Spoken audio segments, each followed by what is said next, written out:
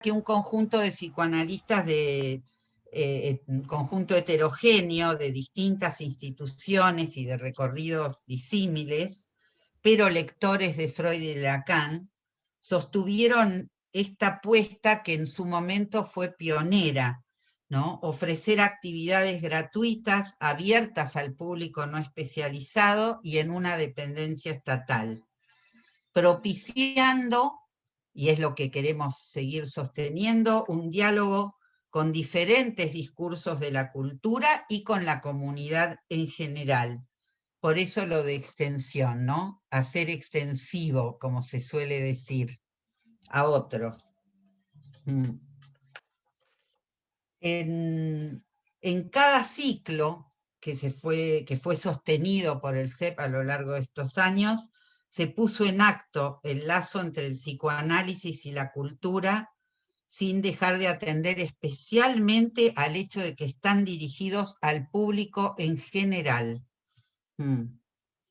Y los temas que se fueron tratando a lo largo de todos estos años se han enriquecido con aportes de exponentes del arte, políticos, historiadores, filósofos, juristas, científicos, antropólogos, sociólogos, como hoy, y también con las reflexiones y comentarios de un público siempre entusiasta. En un primer tiempo, las actividades tuvieron lugar en el Centro Cultural San Martín y después de unos años fueron pasando por otros espacios, hasta que en el año 2019 volvimos al Centro Cultural San Martín con un ciclo que llamamos Sexualidades, hasta que, bueno, la pandemia nos hizo buscar otros espacios, que es el espacio virtual, que como vimos tiene sus limitaciones, pero también nos abre posibilidades enormes con otros espacios, ¿no? Y bueno,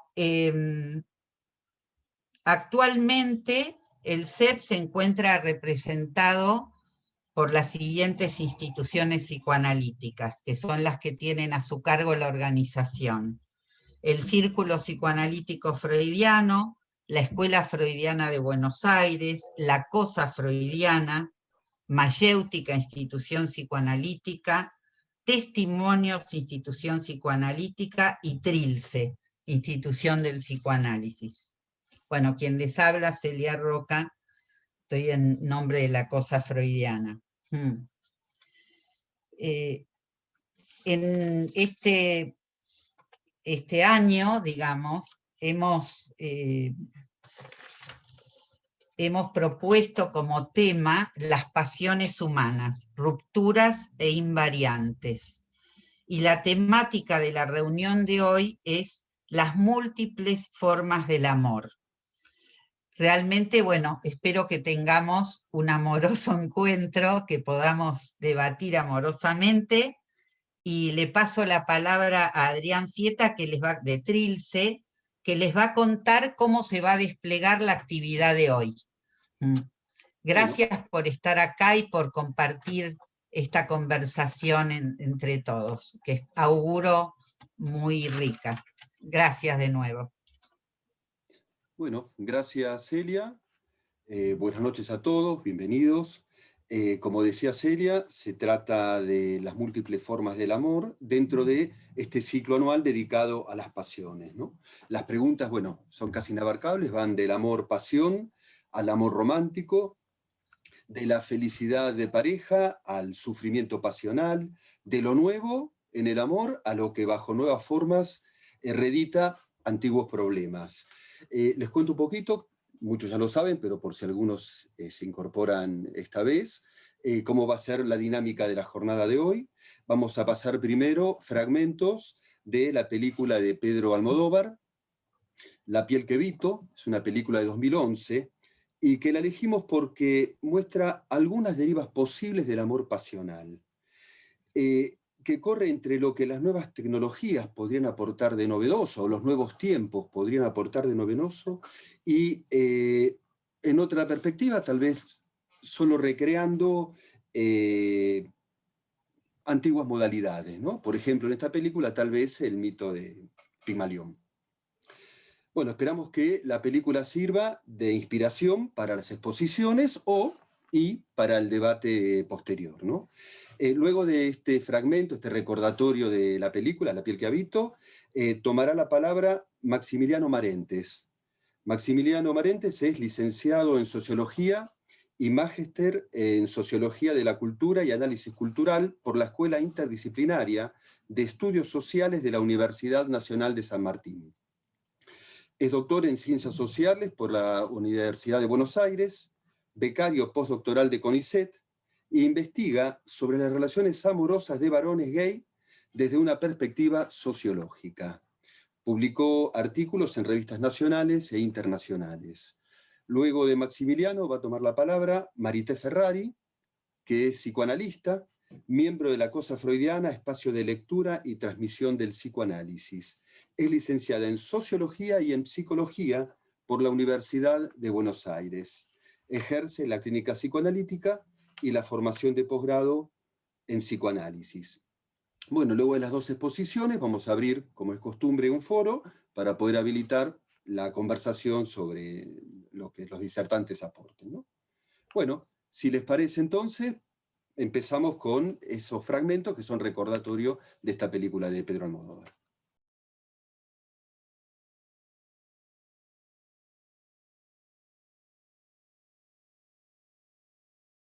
Bueno, buenas noches. Agradezco enormemente al Centro de Extensión Psicoanalítica por haberme invitado a formar parte de esta actividad tan interesante. El título que se me ocurrió para esta charla es Amor y Sociología, un buen maridaje. Y el objetivo de mi presentación es contarles un poco cómo ha estudiado esta disciplina, el fenómeno amoroso, y luego pasar a algunos elementos que cuestiono o reviso desde mi propia investigación sobre el amor realmente existente de varones gays. Quiero arrancar compartiéndoles un recuerdo, una anécdota. Hace ya unos 8 o 9 años, en un círculo de estudios sobre feminismo a través del cine, vimos una película que se titula La fuente de las mujeres. La película narra la situación de un grupo de mujeres en una aldea de Egipto que les exigen a sus esposos que hagan algo con el tema del agua. Resulta que para conseguir agua, ellas tenían que subir por una montaña y bajar con baldes llenos. Cuando lo hacían, a veces se caían y era frecuente que perdieran sus embarazos. Decidieron hacer una huelga para que los hombres se pusieran las pilas y consiguieran que el caño de agua llegara a la aldea. ¿En qué consistía esta huelga? En negarles el sexo. La película, que recomiendo enormemente, tenía una escena que para mí en ese momento fue más que reveladora. Ellas se juntaban a ver una novela mexicana y en un español que aprendían por ver esta telenovela ensayaban un te amo. Seguramente hoy cuento la anécdota y no me pasa lo mismo, pero en ese momento me encontré con que el amor, ese amor mercantilizado, codificado por los medios de comunicación y empaquetado en historias como las de esos culebrones mexicanos, para estas mismas mujeres era un recurso tan precioso como el agua. Al ver eso, ellas añoraban, deseaban con todo su corazón poder vincularse con sus maridos a partir de ese sentimiento, del amor. Claro que no todas estaban en la misma situación. Algunas más conservadoras criticaban esas imágenes e ideas raras que las novelas metían en las cabezas de las más jóvenes. Al fin y al cabo, la vida en comunidad había venido desarrollándose sin que algo tan contingente, frágil e impredecible como el amor se mezclara con algo tan necesario, sólido y fundamental para la reproducción de la vida como es la institución matrimonial. Y acá, señoras y señores, está el primer punto en torno a los modos en que la sociología se empezó a preocupar por el amor. Como el eje de esta presentación no es qué es la sociología, propongo que acordemos entenderla como una ciencia social, entre otras, con una preocupación muy importante por el advenimiento y la consolidación de la modernidad como proceso sociohistórico. Una característica de esta nueva etapa de la historia de la humanidad es la configuración de la figura de individuo. Es cierto que antes, más o menos, existieron individuos, pero también es cierto que ese estatuto había estado restringido para un grupo reducido de personas, en su mayoría hombres. La modernidad vino a garantizar que cada vez más hombres, y luego también mujeres, alcanzaran el estatus de individuos. Y como tales, estos nuevos individuos empezaron a ser más libres, ¿no? Con comillas, si queremos. Esa libertad se tradujo en que pudieran establecer contratos comerciales y económicos con otros individuos. Luego, y a medida que avanzaron las democracias liberales, las voluntades políticas de esos individuos serían contabilizadas en los votos hacia tales o cuales candidatos. Luego, teniendo más o menos en claro la idea de individuo, cabe la siguiente reflexión. Si un individuo es libre de establecer un contrato comercial o de apoyar a tal o cual partido, debería ser lo suficientemente libre como para formar una unión matrimonial con quien quisiera. Así se ubica la preocupación fundante de la sociología y de otras ciencias sociales por el amor, en torno al tema de la libre elección del sujeto amado con quien eventualmente casarse.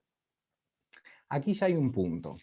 Volviendo a las ideas sobre la modernidad, algo que resalta en torno a la división de poderes de los sistemas republicanos tiene que ver con el fantasma de las monarquías absolutistas. Es decir, lo que está detrás de esa pasión y defensa acérrima por la división de poderes tiene su correlato con la necesidad de desprenderse, de despegarse, de algo que nos parece terrorífico y terrible, como son los autoritarismos. Bueno, algo parecido pasa con el amor, al menos para las cosmovisiones con pretensiones de modernización occidental.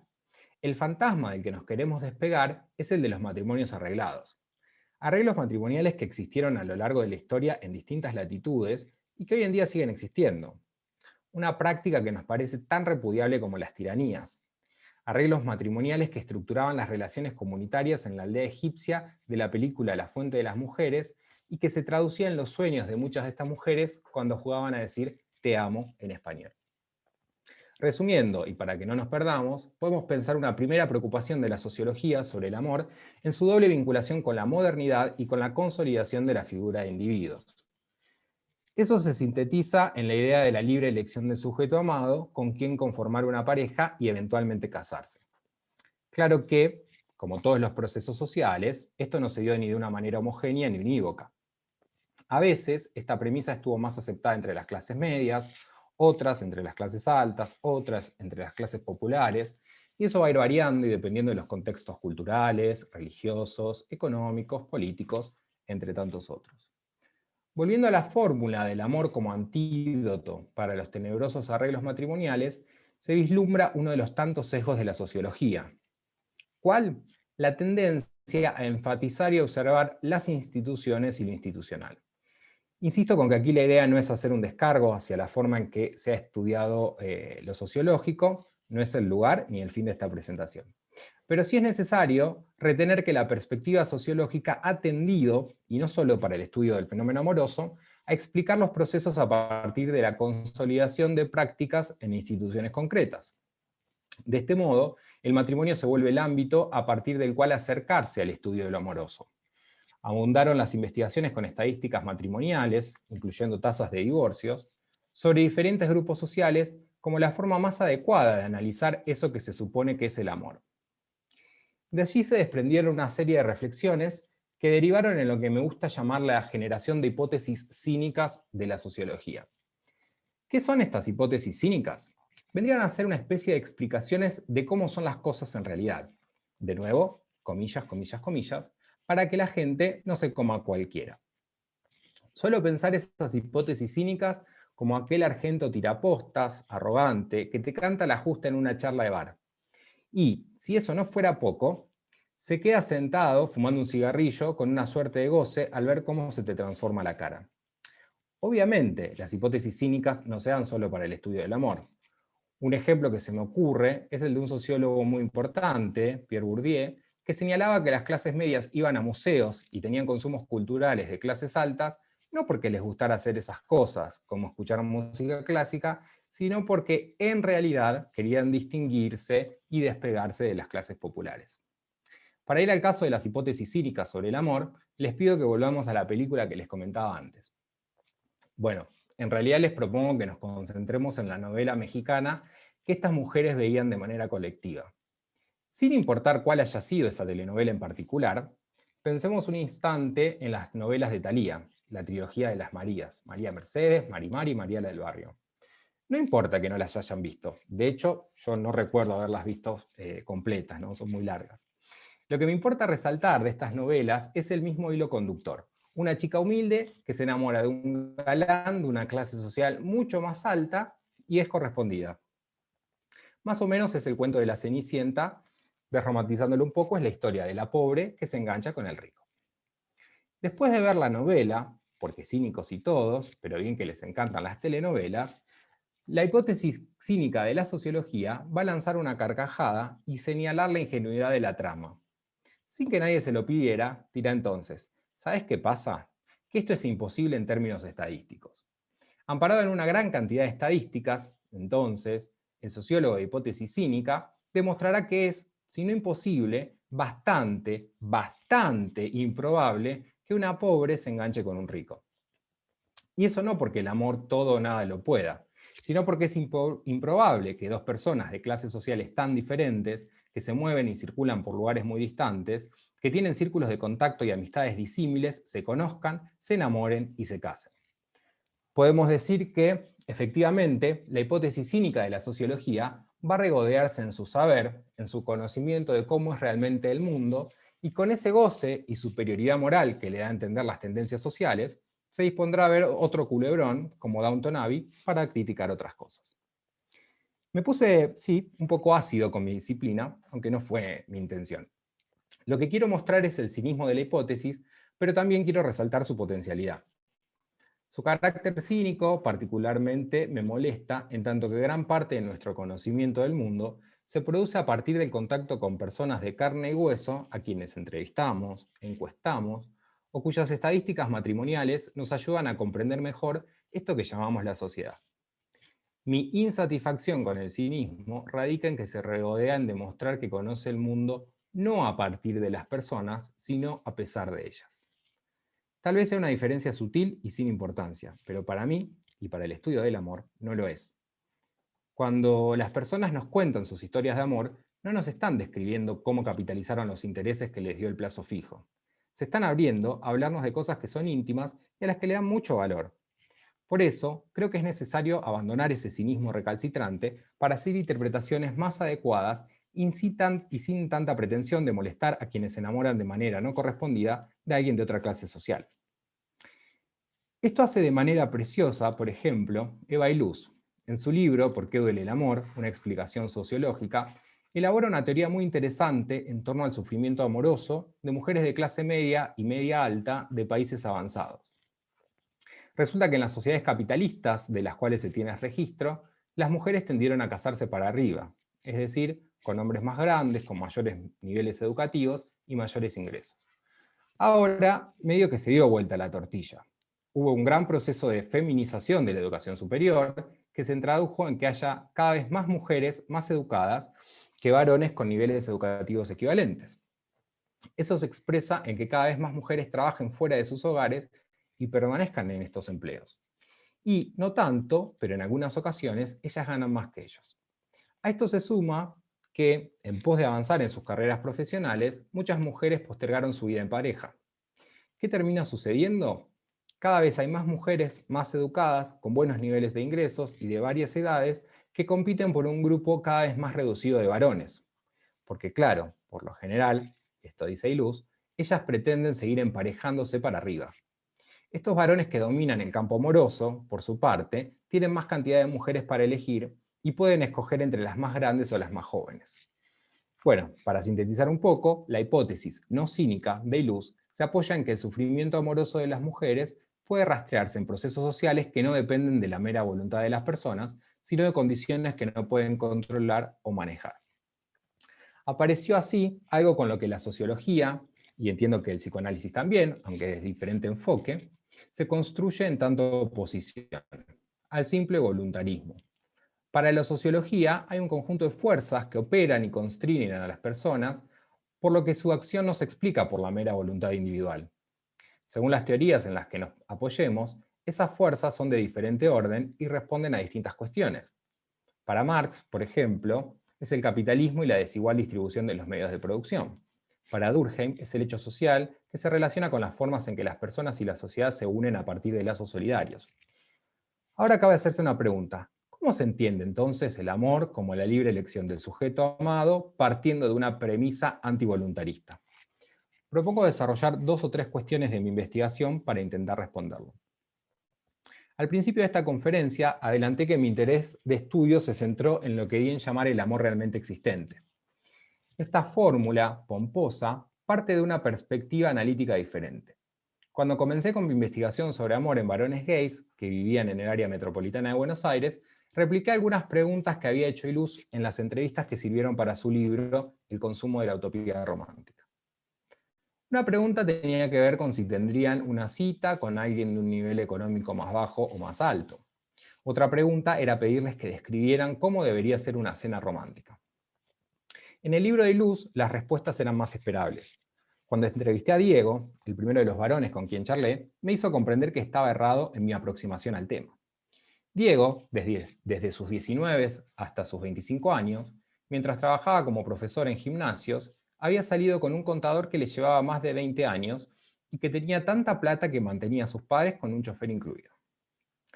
Sobre la cena romántica, recordó esa vez que con este exnovio estaban comiendo un bife de chorizo de 300 gramos cuando, sin mediar palabra alguna, se miraron y se dieron cuenta de que no se terminarían el bife de chorizo y se volvieron vegetarianos. Las cosas que me dijo Diego me hicieron entender que lo importante del amor para los varones a los que entrevistaba no era tanto cómo podría ser algo romántico, sino cómo había sido romántico algo como un bife de chorizo, que por cierto puede ser muy rico, pero de ahí a igualarlo a una cena a la luz de las velas con música jazz de fondo, hay un gran trecho. Desde entonces, redefiní mi propia investigación y me embarqué en tratar de acercarme a las prácticas amorosas en concreto. ¿Cómo podía hacerlo cuando ya suele ser medio difícil meterse en la casa de la gente como para andar metiéndose en su vida amorosa?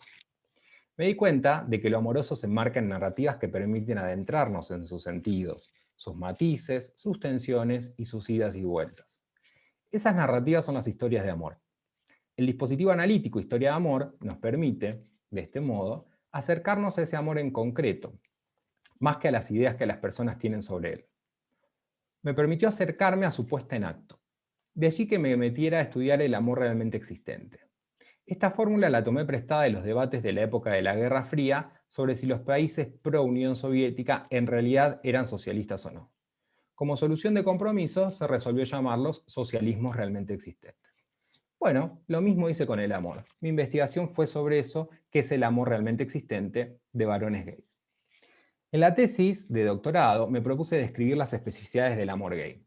Bajo la premisa de que el amor se expresa en su puesta en acto, cabe esperar que en un régimen signado por la heterosexualidad obligatoria o por la heterosexualidad por default, las formas en que se expresa ese amor son diferentes y por lo tanto lo vuelven diferente. Como ya ando corto de tiempo, no me voy a meter en las 3 especificidades, pero sí voy a decir algo sobre una de estas especificidades que atraviesa transversalmente toda esta presentación. Y es la pregunta por la igualdad en el amor entre varones gays. ¿Qué tiene de específico gay la pregunta por la igualdad en el amor? Podría decirse. Primero, que las investigaciones sobre igualdad en el amor tienden a resaltar cómo los varones son dominantes en este ámbito, obteniendo de esa unión más beneficios que las mujeres. Segundo, hay una mayor probabilidad estadística, como en el caso de Diego, de que las parejas se conformen por 2 personas con grandes diferencias de edad. De edad, de nivel educativo, de nivel de ingreso, de origen nacional, etc. Es cierto, esto no es algo exclusivo de gays, pero también es cierto que esa mayor dispersión es mucho más frecuente en parejas o uniones entre 2 hombres que entre 2 mujeres o entre hombres y mujeres. Al mismo Diego de los 300 gramos de los bifes de chorizo le debo un montón.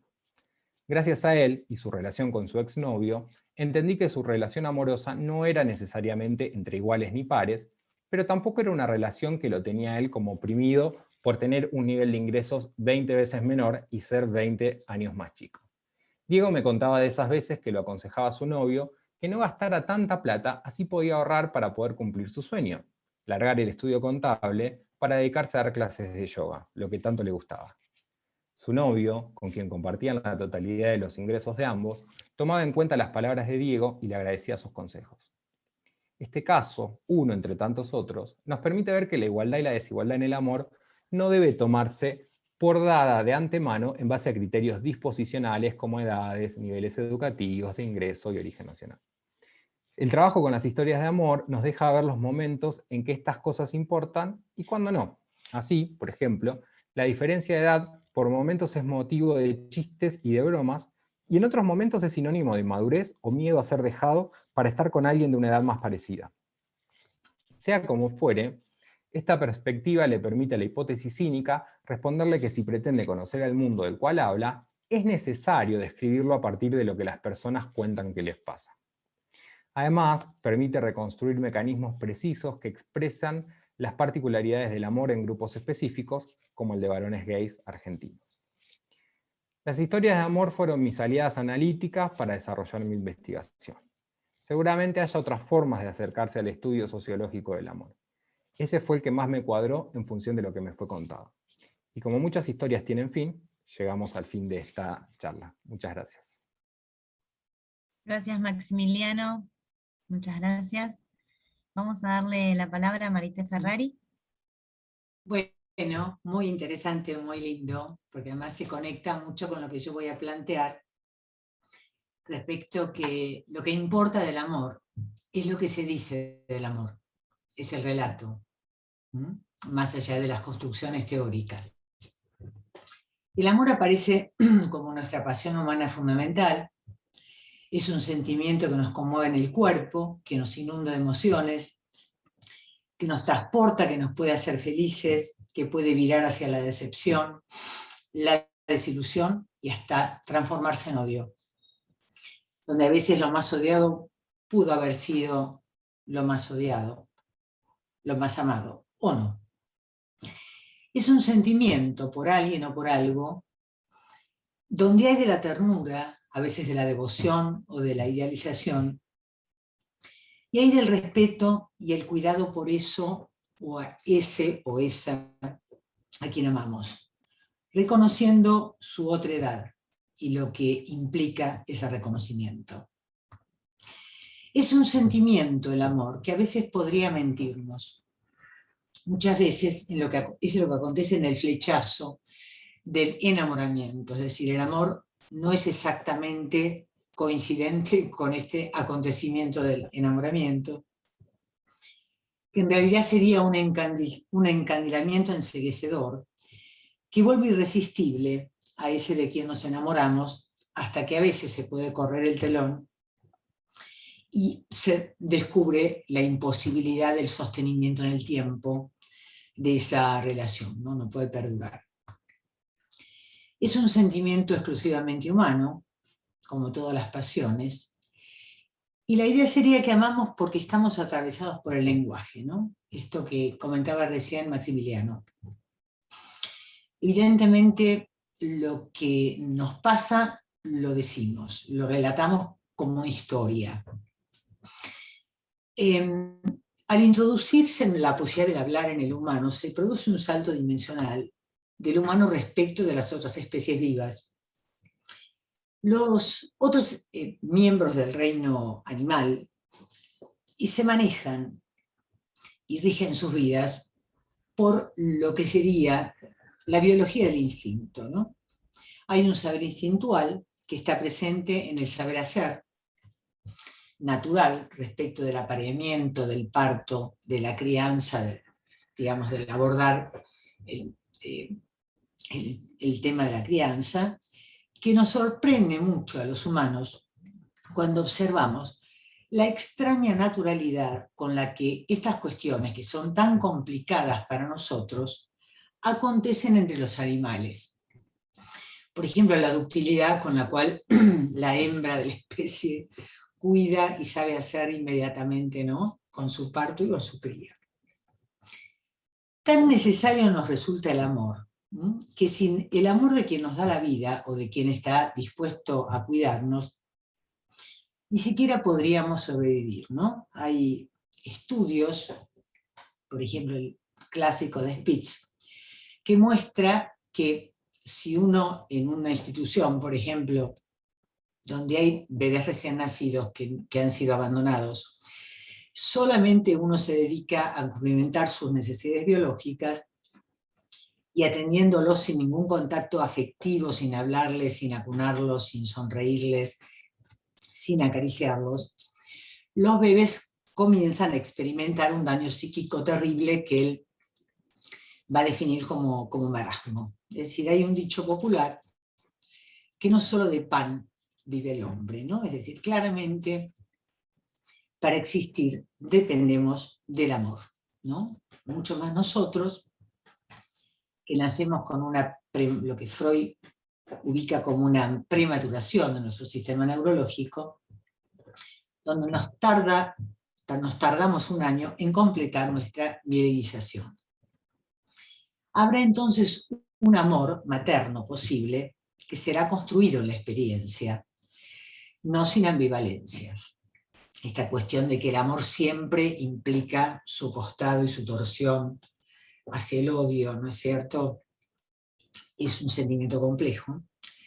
Pero lo interesante es que no hay un instinto maternal, sino hay la posibilidad del amor por el hijo, ¿no? Por amar a un hijo. También hay del amor paterno, hay de la donación amorosa de palabras, conscientes o inconscientes, de linajes, de historias, de rasgos, de estilos, de modos de pensar y de existir. Esto nos antecede, de alguna manera, inexorablemente, todas estas historias que nos preceden y que se nos transmiten con el lenguaje, nos marcan como sujetos, nos marcan en el cuerpo.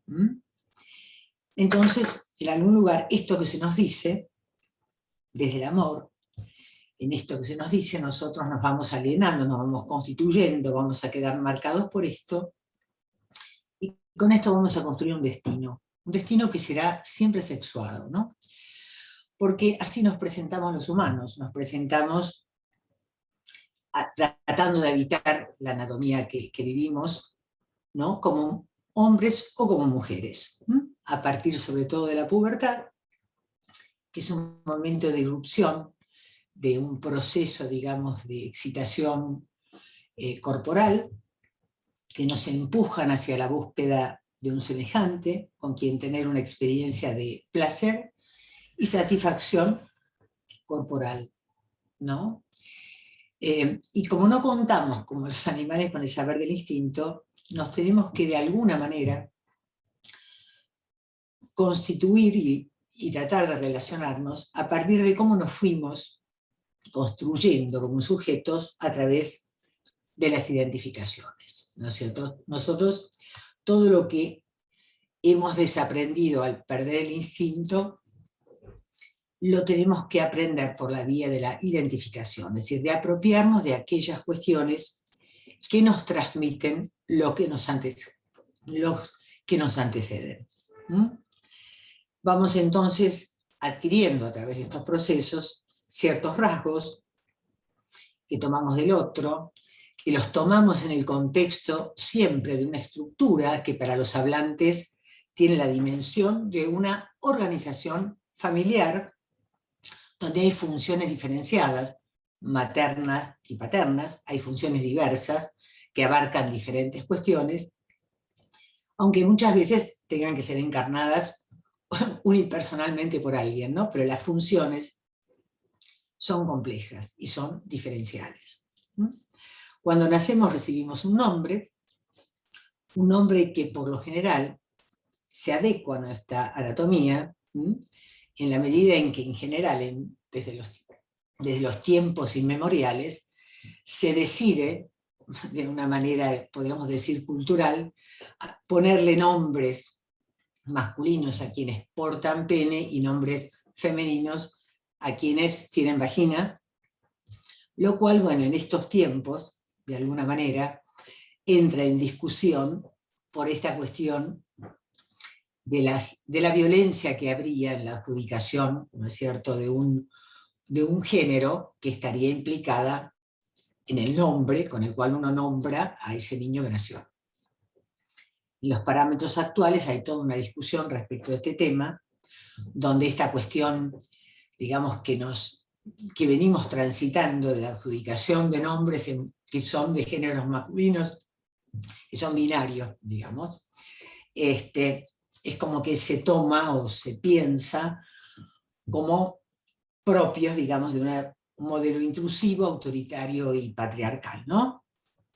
En este punto es como que en este sistema había, digamos, como una adjudicación violenta de la sexualidad, ¿no? Es decir, se le pone un nombre de varón y ya es como si se le asignara ese destino, ¿no?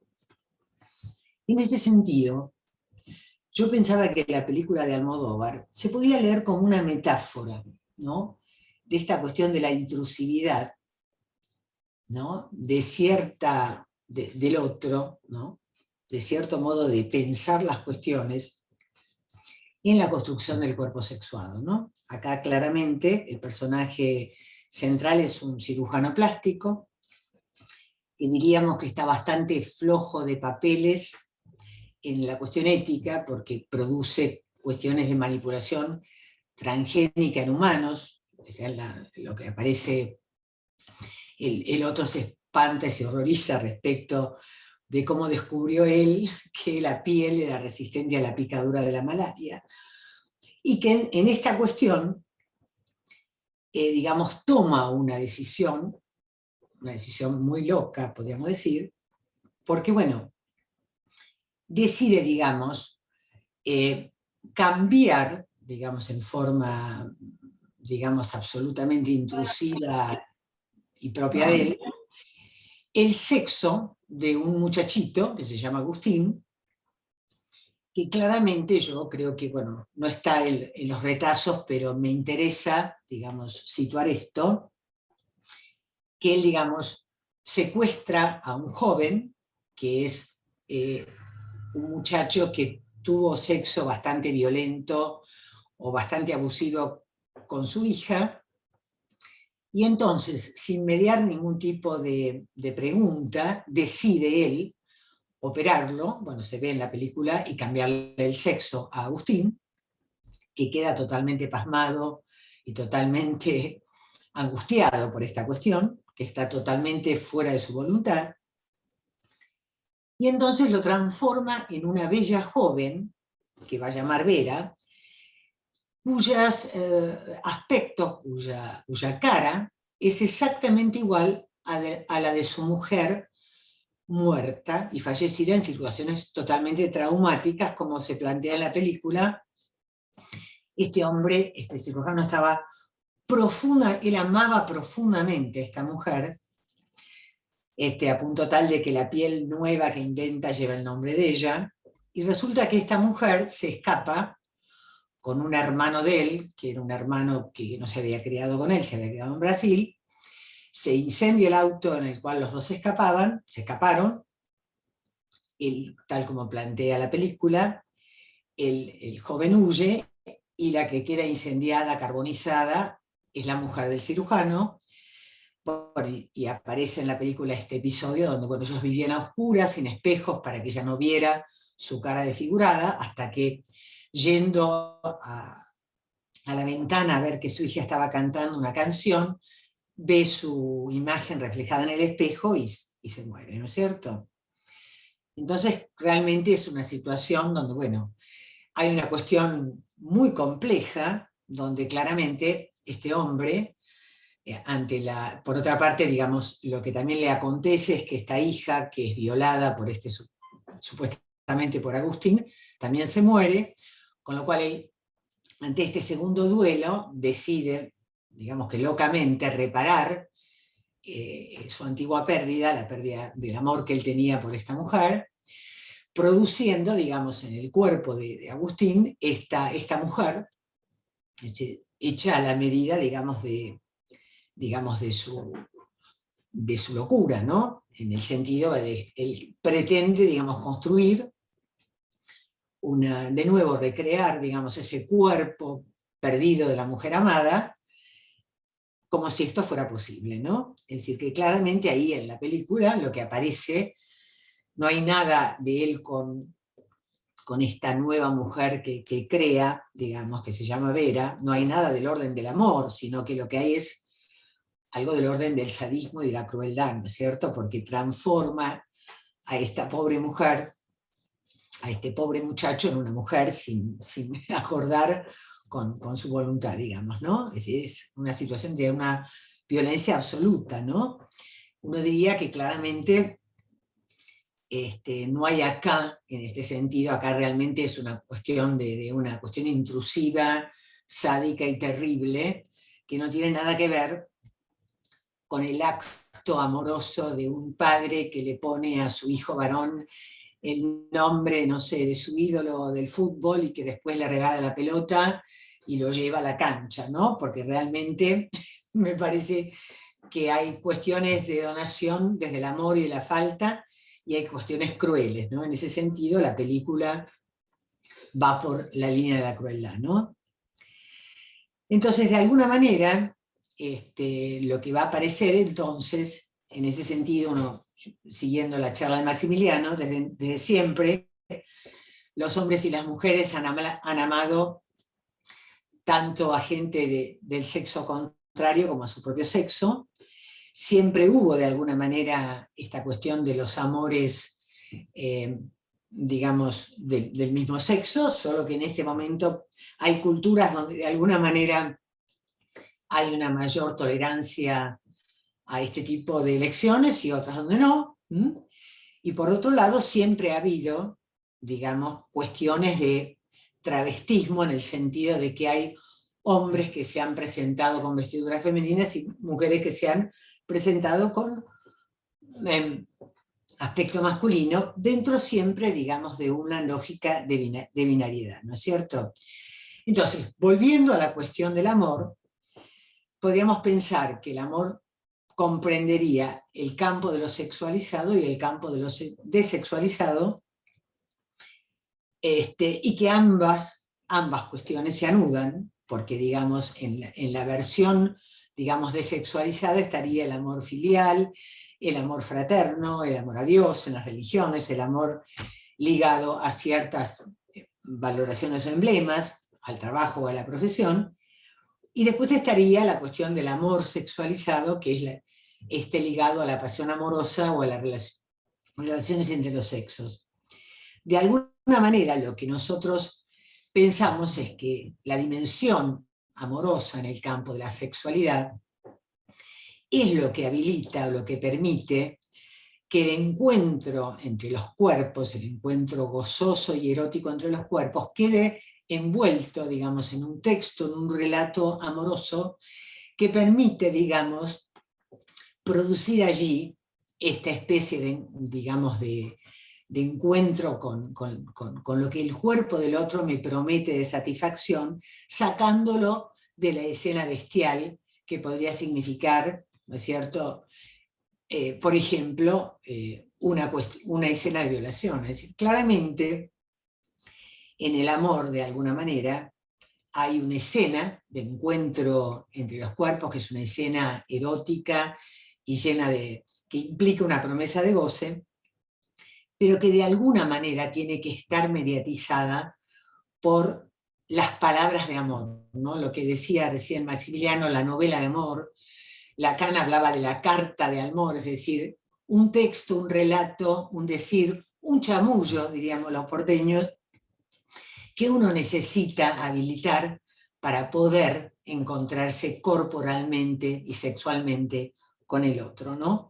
En este sentido, uno diría que claramente, en ese sentido, el amor es una regulación necesaria, y justamente en esta película se ve la desregulación, la locura que habita en el personaje, en el cirujano, donde, bueno, realmente este hombre está tan desquiciado por la pérdida primero de su mujer, carbonizada, además una mujer que lo había abandonado por su hermano, y después, bueno, cuando se le muere la hija, se le resignifica la anterior muerte, enloquece y pretende recrear una historia amorosa armando, digamos, este modelo a medida, y por supuesto las cosas terminan como tienen que terminar mal, en el sentido de que Vera decide, aprovechando el encandilamiento amoroso, el enamoramiento que se produce de ella,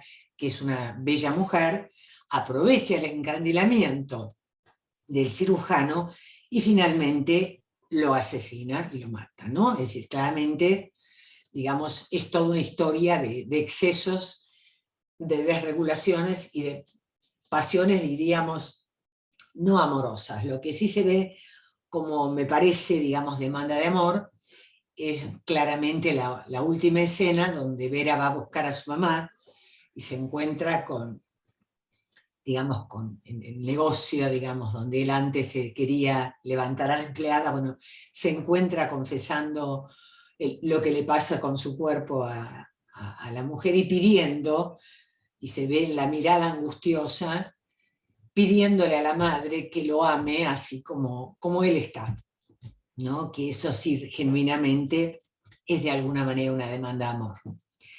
Entonces yo finalmente, digamos, había abordado el tema de las dimensiones amorosas, de los formatos del amor, en el sentido de esta cuestión del amor sexualizado, el amor desexualizado, el anulamiento, como además en el amor sexualizado siempre está ahí el horizonte, digamos, de la posibilidad de la familia, de la procreación, de los hijos. Por eso siempre, digamos, en lo que son las parejas, digamos, del mismo sexo, hay una necesidad de inscripción del matrimonio para poder tener siempre en el horizonte la posibilidad de la realización de la paternidad o de la maternidad. Así que siempre en el horizonte del erotismo, del amor sexuado, también están las figuras del amor desexualizado, ¿no?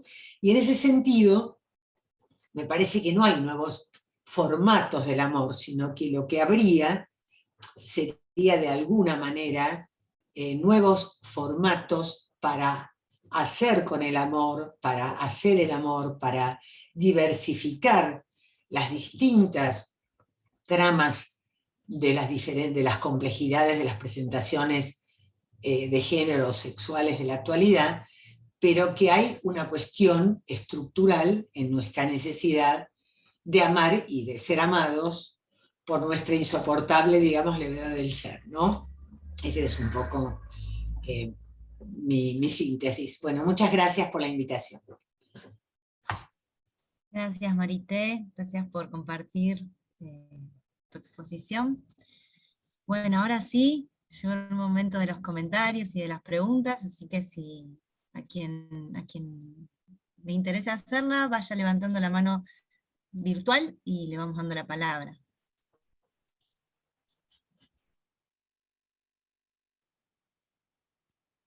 Estela Maidac. Sí. Hola, ¿cómo estás? Hola, ¿qué tal? Bueno, agradezco las dos ponencias. La del sociólogo me parece muy interesante porque fue a hacer una investigación en el terreno, como corresponde a la sociología, y nos trae como todas sus conclusiones, ¿no? Así que agradezco además la manera en que lo relata.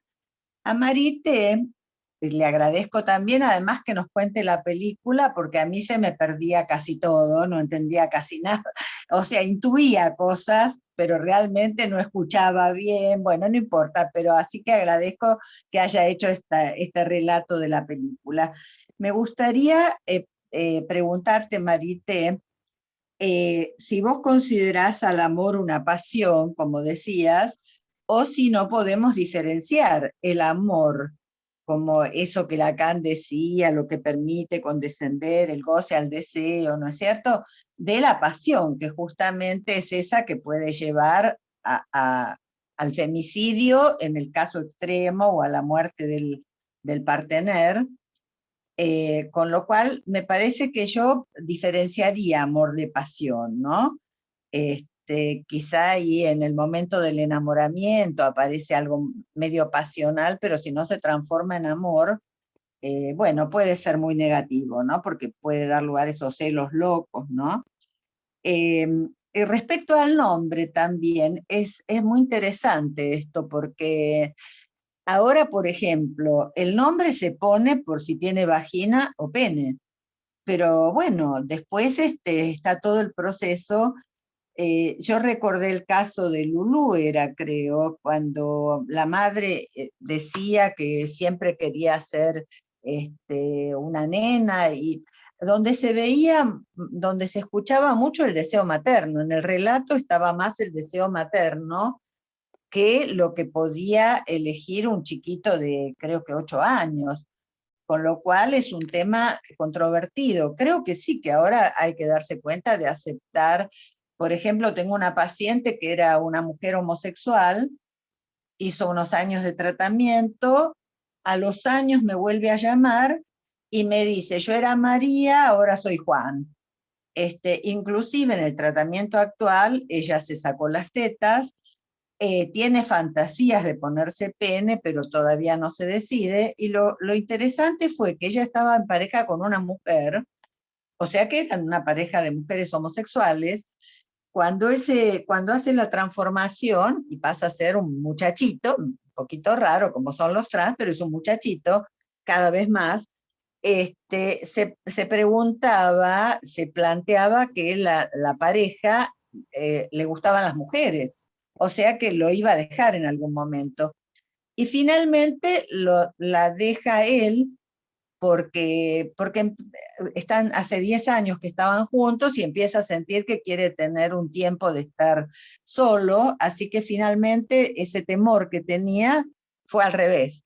Decidió él separarse de esta pareja. Bueno, esto quería comentar y agradecerles la charla. Gracias.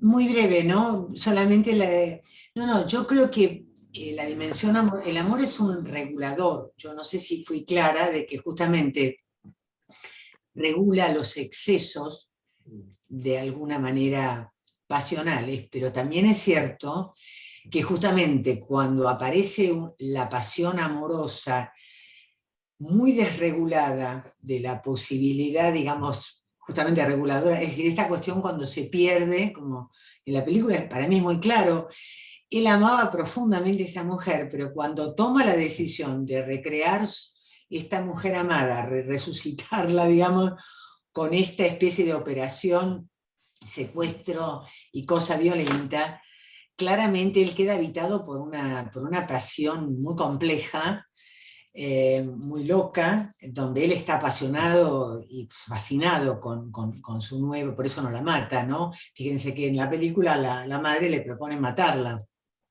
porque se da cuenta que al enamorarse él va a terminar muerto. No, yo no sé si fui clara, pero no, justamente me parece que yo intenté hablar justamente en el amor, cuando se anuda la dimensión erótica y sexualizada con el horizonte de lo desexualizado.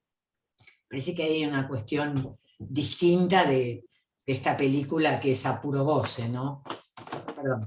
Sí. Bien, gracias. Celia Roca.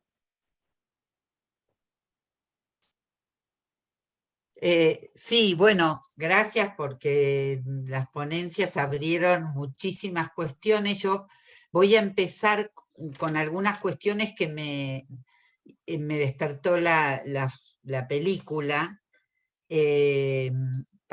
como para iniciar por un lado. Me impactó mucho esta cuestión que la película pone, digamos, expone de un modo brutal, diría, que es las consecuencias del rechazo de la pérdida, ¿no? Esta cuestión donde este médico, digamos, en ese brutal rechazo de la pérdida intenta de un modo intrusivo y absolutamente desconocedor de la otredad, hacer una suerte de identidad con su mujer perdida, ¿no? Con su mujer muerta. Este rechazo de la pérdida, esto que yo diría la cancelación absoluta del duelo, me parece que lo que muestra y nos puede enseñar es que puede llevar a las acciones más atroces. Incluso todo lo que él plantea de entrada en relación a esa piel que él logra transgénicamente, que es una piel de algún modo insensible. Es una piel que no solo no puede ser afectada por el mosquito de la malaria, sino que hay una parte de la película donde él le aplica calor y no siente, ¿no?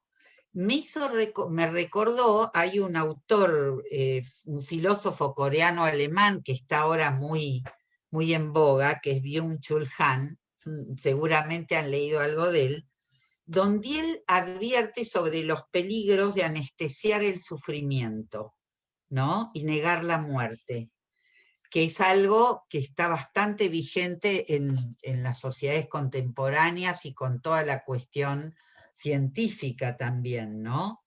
Justamente me lo evocó porque esa era una piel que era insensible, imposible de afectar, la que él había construido de ese modo. Entonces, me parece que mezcla la película, trae una serie de cuestiones, algunas más metafóricas, como esta cuestión en relación a la cancelación del duelo porque es rechazada la pérdida, y por otro lado, esta insensibilidad, ¿no? En relación al otro, porque termina convirtiéndose en la insensibilidad en relación al otro. Eso por el lado de la película, y porque no me quiero extender demasiado, quería también preguntarle a Maximiliano en relación a esta pregunta que él hace en parte de su disertación, que es cómo se entiende la libre elección en el amor.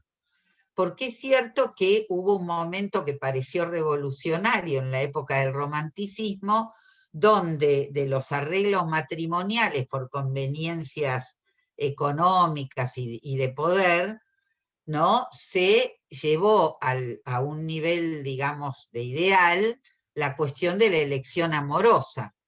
Hasta eso está puesto en duda hoy día. Esto es una pregunta que le hago al sociólogo. Creo que hay un movimiento ahora que pone en cuestión toda esa cuestión del romanticismo. Porque, ¿qué quiere decir la libre elección del amor? Uno no dice ahora voy a elegir a tal o a cual o a quién. A uno le sucede, le acontece, ¿no?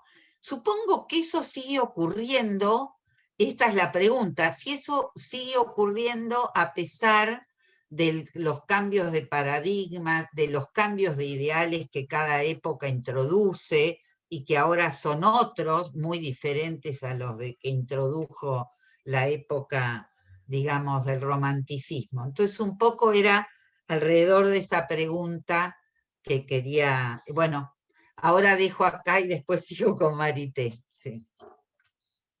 Gracias de nuevo porque estuvo buenísimo.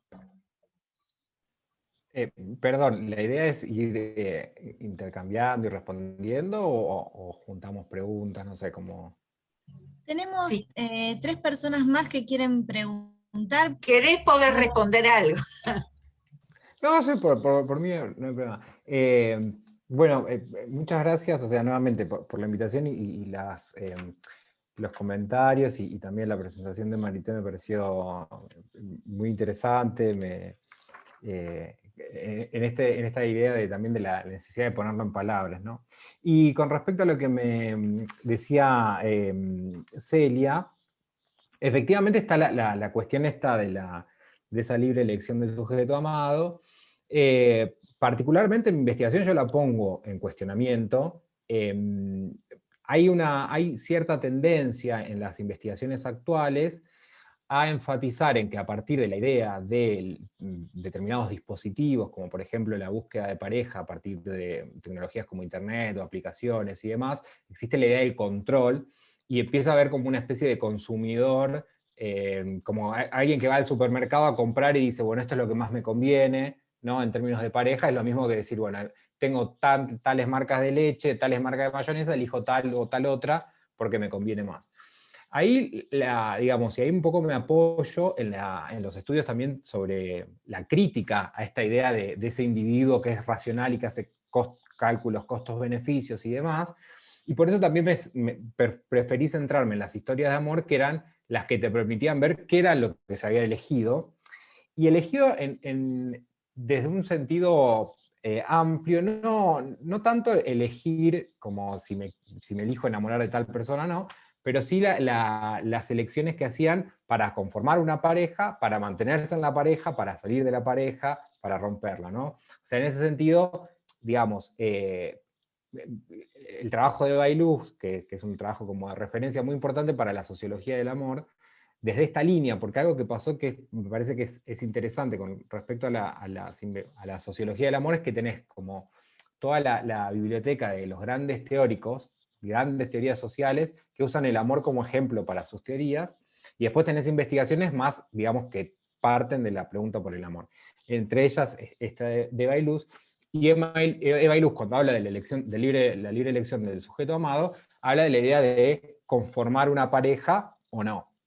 Yo ahí le agrego, bueno, conformar una pareja y mantenerse, porque digamos, no queda solamente en el flechazo, sino también en lo cotidiano. Particularmente, el centrarme en las historias de amor a mí me permitió ver, bueno, esos momentos y esas cosas que reforzaban y reconfiguraban esta elección, o que hacían que justamente se quebrara, porque digamos, a priori no estaba todo dicho. Pero en algún punto, la propuesta, y ahí coincido, es esto de corrernos de esta idea de que efectivamente están todos estos dispositivos y estas tecnologías que nos dan la sensación de que controlamos todas las variables, pero cuando vamos a hacer las entrevistas y demás, incluso está como esa cuestión de, mirá, aquel me convenía mucho más, pero no me enamoré de tal, ¿no? Y bueno, ya está, o sea, no te enamoraste, listo. Entonces, en ese sentido está bueno como ir a eso de las elecciones, en el sentido de mantenerse, salirse, y reconfigurar la elección. Gracias, Maximiliano. Javier Díaz.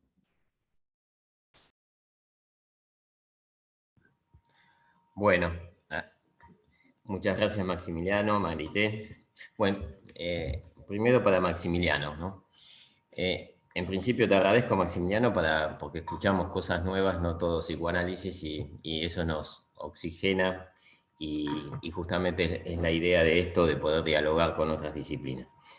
Maximiliano, quería preguntarte, ¿no? Me gustó mucho la idea de tu tesis, amor realmente existente, ¿no? Me pareció realmente convocante hacerte esta pregunta, ¿no? Que si la sociología, ¿no?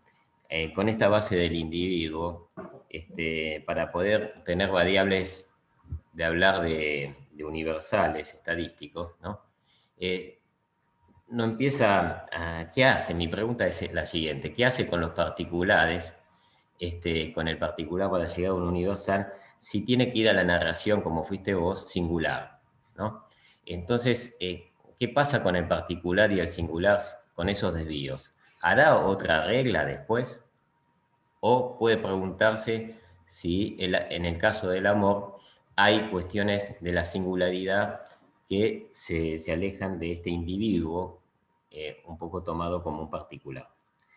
Y para Marité, la pregunta que tenía, vos decías, Marité, que el amor regula, y yo me hacía justamente una pregunta parecida, pero convocado un poco por la película, ¿no? Yo decía, ¿qué es lo que regula el amor? ¿No? ¿Qué es lo que regula el amor? Porque ahí aparece un personaje que uno puede decir, bueno,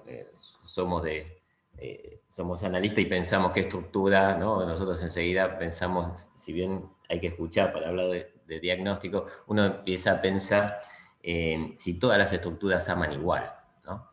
Entonces, ¿qué es lo que regula las estructuras del amor? Esa es la pregunta para mí. Bueno, muchas gracias, muy interesante.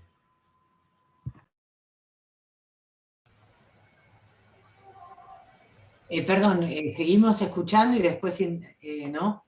Me parece, ¿no? ¿O querés hablar? ¿No? Bueno, si no, seguimos con Seguimos, Graciela. sí, después me parece mejor así hablamos todos, ¿no? Bueno, Muchísimas gracias, Maximiliano y Marité, buenísimas exposiciones y que hacen pensar muchas cosas. Una pregunta, Maximiliano, esa especie de movilidad social hacia arriba y hacia abajo en el amor gay entre hombres, si entendí bien, me llamó la atención, ¿no? Porque, bueno, ahí se marcó una diferencia respecto a la famosa historia mexicana, ¿no? De la especie de Cenicienta. ¿Qué sería, digamos, ¿por qué? ¿No? ¿Por qué habría más posibilidad de que se produzca esta movilidad, ¿no? O esta variabilidad? Bueno, para los dos, una pregunta que si recuerdo bien, formuló Adrián Fleita cuando estábamos preparando esta presentación. Es diferente, yo lo traduzco, ¿no? No sé, no recuerdo bien lo que dijo Adrián, pero es diferente la forma de amar según se trate de un amor heterosexual o un amor gay, o en fin, las variantes, las infinitas que se nombran ahora. ¿Es diferente en el plano del amor? Bueno, esta pregunta es para los dos. Bueno, por ahora nada más. Vamos a escuchar a Enrique Tenenbaum y después podemos pasar a las respuestas.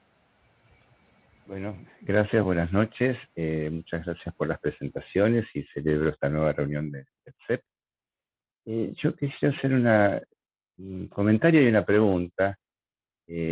Marité, hablaste sobre la prematuración y me parece importante partir de ahí porque es por la prematuración por lo que hablamos y es por la prematuración que tenemos que enfrentarnos a una política de identificaciones. Las identificaciones son solo de nuestra especie. Respecto de las identificaciones, justamente en el capítulo de Psicología de las Masas, donde Freud habla del tema, plantea la elección homosexual, una de las maneras de elección homosexual, todos recordarán seguramente, que consiste en vez de dejar a la madre como objeto amoroso y buscar un objeto que tenga alguna característica en relación con la madre, hay quienes se identifican a la madre y toman como objeto a alguien a quien amar como había sido él amado, el mismo amado. Me parece, Marité, que cuando vos ubicás el final de la película donde Vera le pide a la madre que lo siga amando tal cual es, de alguna manera pide ser amado como había sido amado cuando tenía otro cuerpo, porque entendamos que Vera sufre una transformación que no eligió, ¿no? Entonces, un comentario y también una pregunta. ¿Alguien elige el cuerpo que tiene o incluso el cuerpo que recibe cuando es operado? Y la otra cuestión es respecto de lo que situaste a mi modo muy claramente, la distinción entre el sadismo, crueldad y el amor en esta película. Sigo lo que planteaba antes Celia, en el sentido de que aquí es un proceso de duelo no realizado, o mal realizado, digamos. Me surgió la pregunta, Marité, a ver qué opinas. ¿A quién se ama? ¿A quién ama? ¿Quién ama cuando no están tan separados el sadismo y el amor? ¿No? Cuando, como en el caso de la película, la condición erótica prima sobre el cuerpo del otro, es decir, donde este hombre ama un rasgo, una piel, que no es la original del cuerpo con el que está, al que está supuestamente amando. Me parece, me gustaría escuchar si puedes decir algo sobre esta pregunta. ¿A quién ama? El que ama cuando la crueldad está tan mezclada con el amor. Gracias.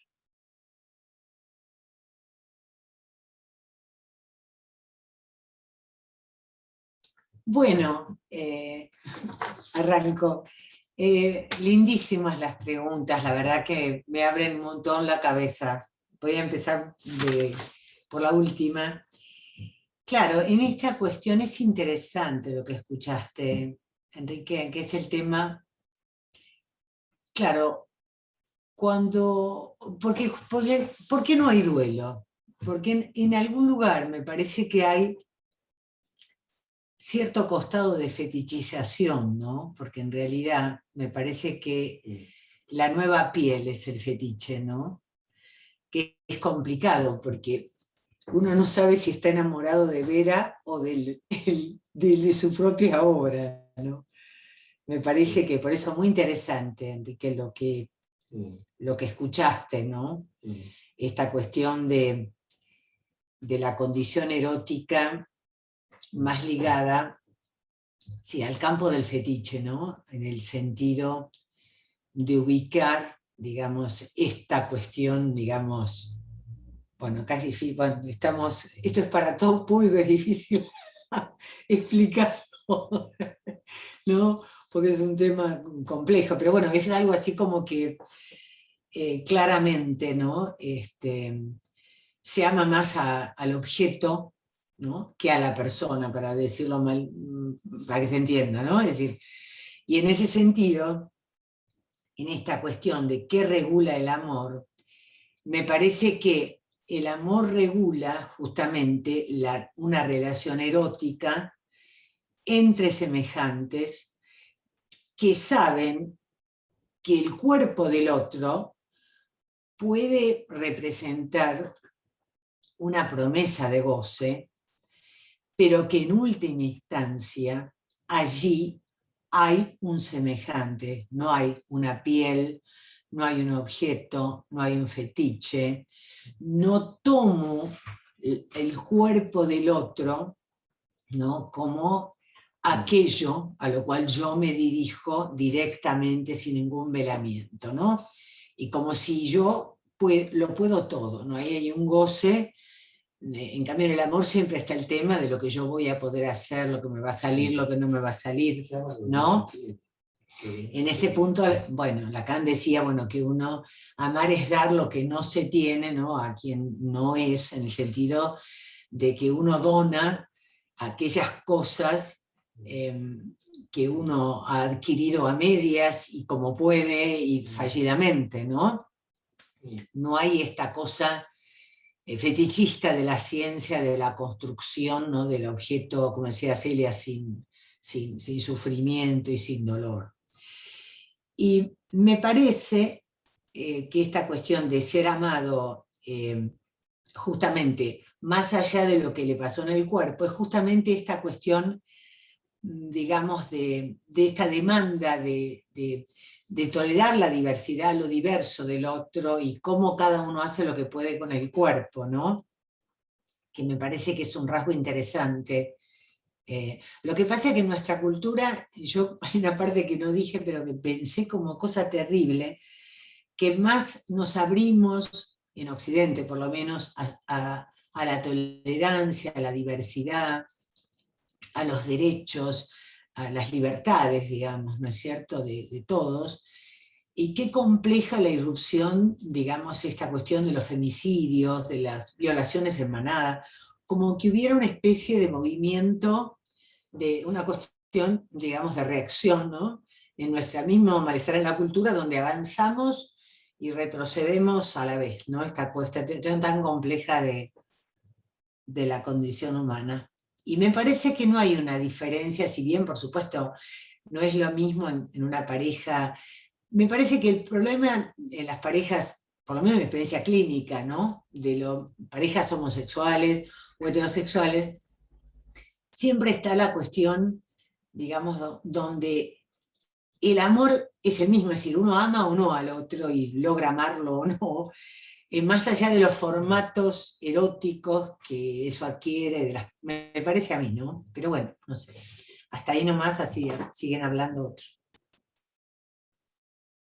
Muchas gracias por las preguntas. Bueno, coincido con Marité, las preguntas son muy interesantes y creo que nos vamos con más preguntas todavía, ¿no? que con respuestas. Con respecto a lo que señalaba Javier qué hace la sociología con los particulares, con lo singular y si hay otras reglas, También ahí hay como que entender, o sea, que la sociología no es unívoca, sino que hay muchas sociologías, ¿no? Y hay un poco de la sociología que me intento alejar, es de esta sociología que llamo cínica, pero también a esa sociología que se contenta con algunas cosas de enseguida mostrar regularidades, ¿no? Como que ve una cosa y ya, bueno, esto es un patrón y esto es una regularidad y demás. Particularmente me inscribo en una sociología más de enfoque pragmático, que lo que busca es reconocer y dar cuenta de esa pluralidad.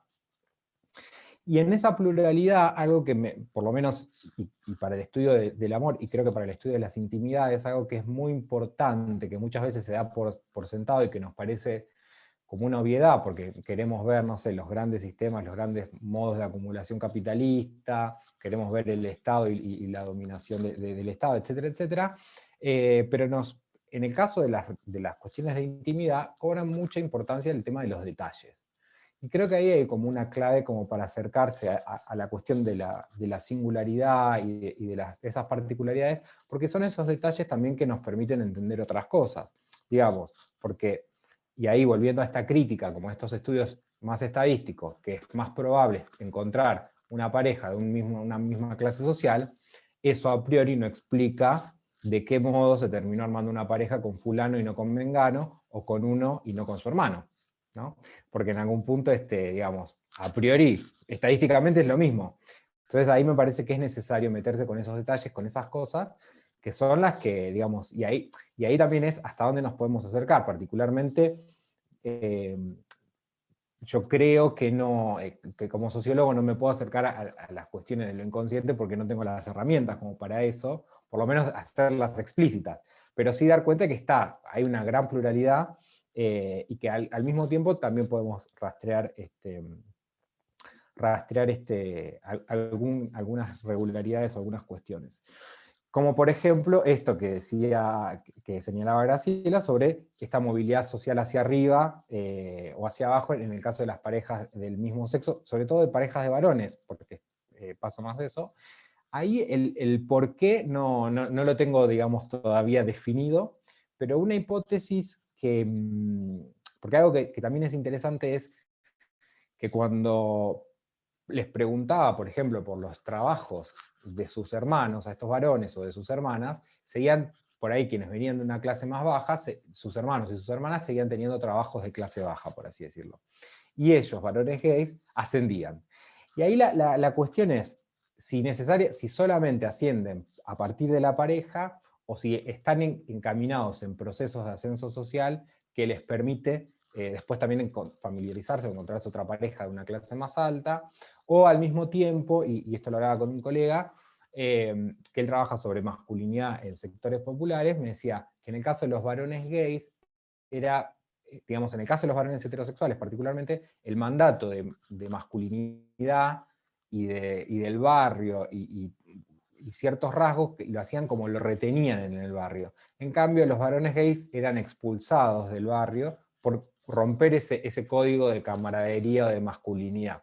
Entonces ya en esa expulsión salían. Pero sí es interesante ver justamente, y de hecho se convirtió en una especie de mercado, o sea, el capitalismo en ese sentido es muy democrático y va explotando en los mercados de los consumidores que más plata tiene, y hay un mercado de varones gays con niveles de ingreso y posibilidad de consumo más alta, ¿no?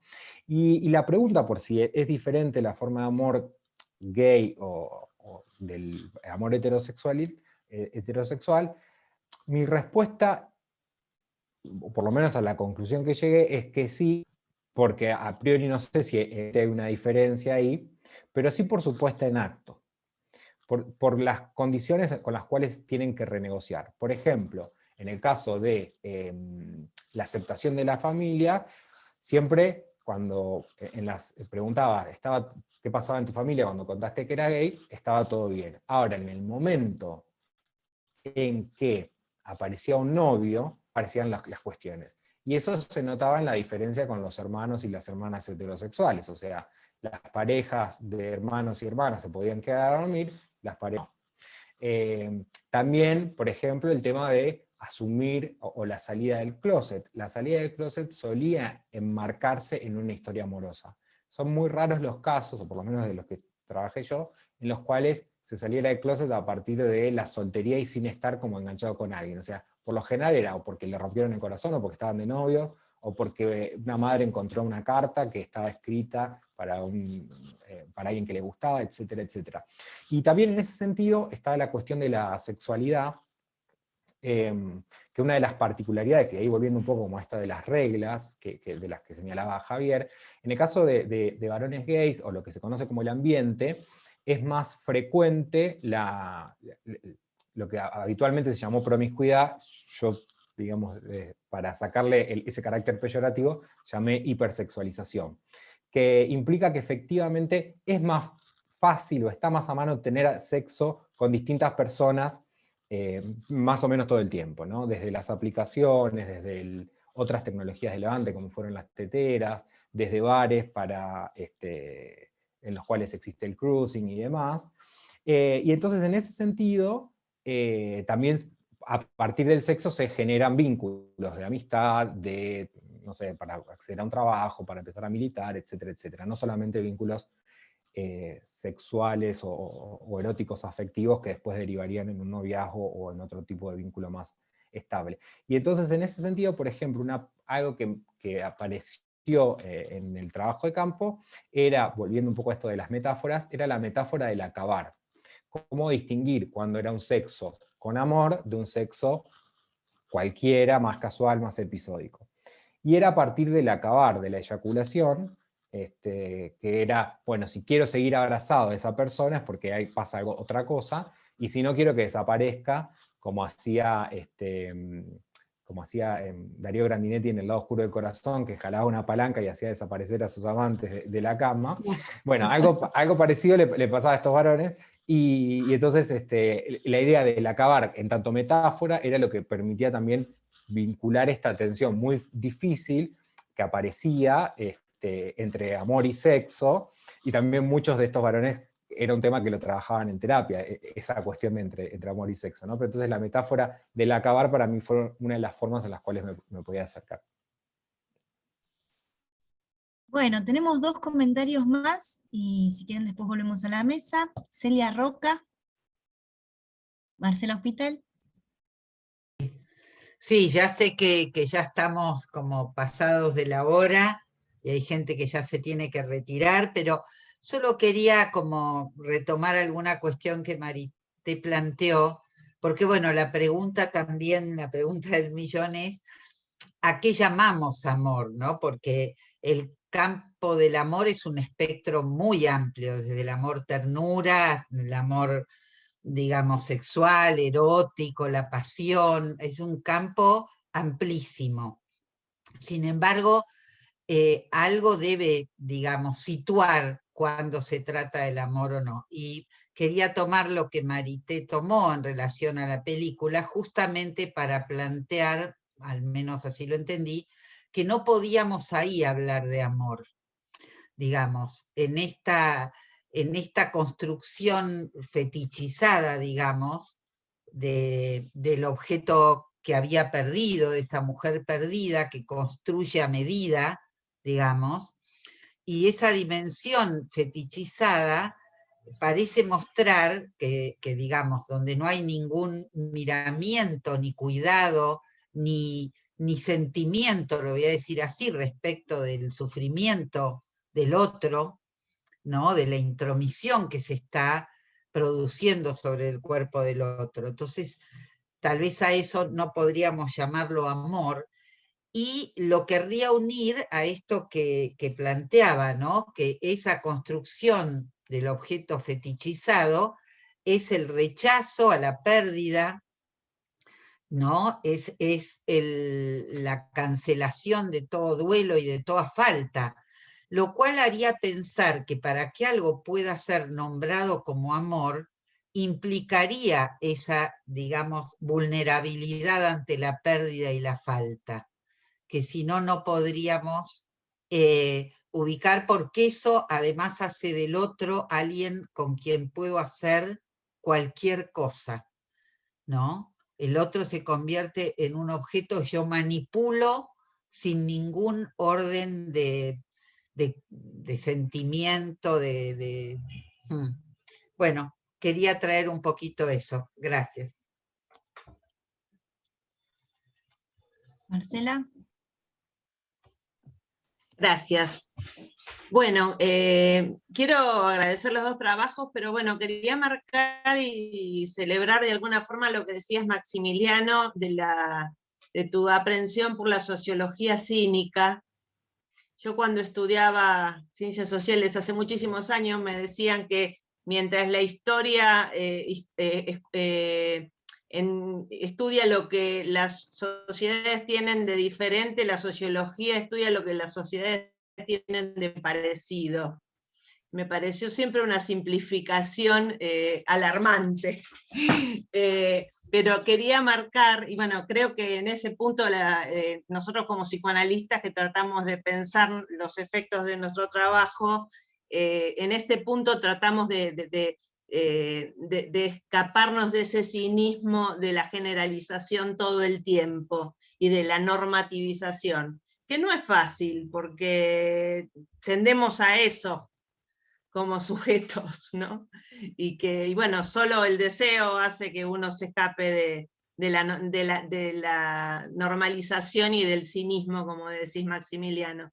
Quería marcar esa escena que vos relataste de tu entrevistado, esto de se sella algo del orden del amor cuando ambos descubren que no se pueden comer el bife de 300 gramos.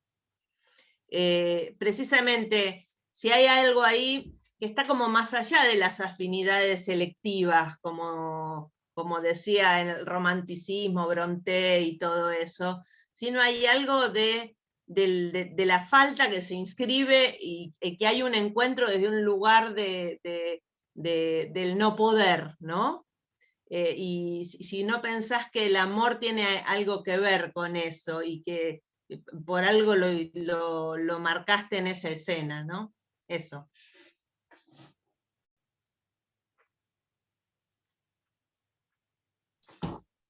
Bueno, yo creo que me parecía, gracias Celia por tu aporte, porque me parece que el amor, digamos, como cuestión universal en el sentido de este apego por el semejante, en este caso el partener sexual y todo lo que nos despierta en la dimensión del goce y en la dimensión de la ternura, está toda esta cuestión, me parece que tiene una condición necesaria en el sentido, por eso yo decía que la necesidad del amor es común a las parejas homosexuales o heterosexuales, porque finalmente, más allá de toda promiscuidad y festichola, uno después sabe que hay una necesidad de amor, de estabilidad. Esto no lo escuchan los pacientes, ¿no? Esta cuestión de que finalmente quieren cierta estabilidad y cierta continuidad, es decir, hay algo de lo necesario. Hay algo de lo posible, ¿no? Que esto es a lo que apostamos con esta cuestión de la supuesta posibilidad de la libertad, de que uno puede elegir dentro, digamos que no le prohíban en principio estas posibilidades. Y hay algo de lo contingente. Me parece que lo contingente es lo determinante, y que el amor es contingente realmente. Por eso la locura es pensar que uno puede producir un objeto de amor. Ya la ciencia nos va a dar ese objeto de amor, una locura, ¿no? Que ese es el problema de la técnica.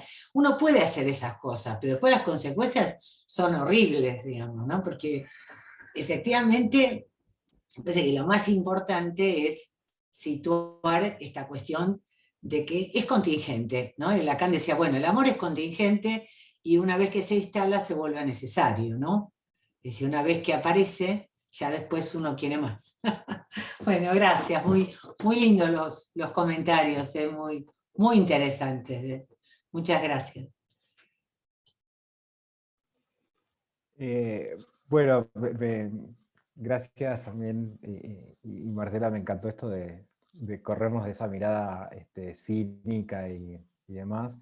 Ahí también hay algo de haberme encontrado con otras sociologías. Una socióloga que a mí particularmente me gusta mucho, es una socióloga feminista que trabaja mucho el tema de la empatía a la hora de construir conocimiento, ¿no? Y me parece que es fundamental. Bueno, después también podemos discutir sobre el tema de qué es lo feminista en la sociología, etcétera, etcétera. Pero, y retomando un poco lo que decía Marité de lo contingente, a mí se venía la idea de lo inacible, ¿no? Y yo muchas veces termino hablando de como el amor como el agua, y, o sea, y no fue casual que lo introduje en el caso de la fuente de las mujeres y demás, en ese sentido que es, por lo menos sociológicamente, se nos escapa, ¿no? Y por eso lo tuve que agarrar a partir de las historias de amor, y como el agua, que cuando uno va a cruzar un charco, un arroyo, el agua te puede salpicar, te puede mojar, te puede inundar, o sea, te puede pasar un montón de cosas a priori, pero que en última instancia lo que te quedan son como esas gotas o ese efecto, y que en el caso de Diego y esto de los 300 gramos de bife de chorizo, efectivamente tenía que ver con eso, como eso que mojó, que quedó ahí y quedó sintetizado ahí, y que para mí en ese momento, o sea, yo ahora lo cuento desde un lugar superado, pero porque ya pasaron muchos años desde que lo hice, pero la primera vez cuando salí a hacer... Maximiliano, estás muteado. ¿Estuve muteado todo el tiempo? No, no, no. Bueno, pues digo. Entonces, cuando salí a hacer esa entrevista fue una sensación de decir, estoy completamente equivocado, errado, pero a partir de esos 300 gramos de chorizo y de otras anécdotas del estilo, me permitieron justamente darme cuenta de eso, de que era lo necesario tenía que ver, y que ahí el tema de los detalles y el tema de esas cuestiones que parecen minúsculas, son las que dan mucha densidad para comprender eso, y que al mismo tiempo son las que nos permiten entender qué se vuelve romántico en un mercado erótico afectivo, si lo queremos llamar así, en particular, ¿no? Y con esto, lo último que quería decir es que a partir de las cosas que fueron surgiendo, se me venía mucho la idea, y esto que decía Celia, como esta del anestesiar el sufrimiento. Hay una serie que se llama, creo que se llama Match o The One, que está en Netflix, que es llevado al extremo esta idea de la maximización de buscar al sujeto amado a partir de la cuestión de tecnologías genéticas. Es ficción, pero está muy buena, porque es como ya llega un momento en el cual se está yendo todo de las manos, y qué pasa ahí, ¿no? O sea, ¿qué pasa con eso? ¿Es amor, no es amor? ¿Quién ama, cómo ama? Me parece que está bueno como para seguir reflexionando, ¿no? Bueno, muchas gracias.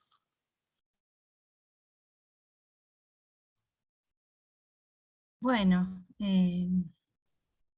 muchas gracias, en particular a Marité Ferrari y a Maximiliano Marentes, y gracias también a todas las instituciones que llevamos adelante el CEP, porque bueno, siempre resulta enriquecedor encontrarnos acá para charlar.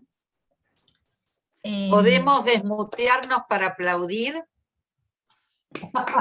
Sale con delay, Gracias, ¿sí? Gracias y chao a todos.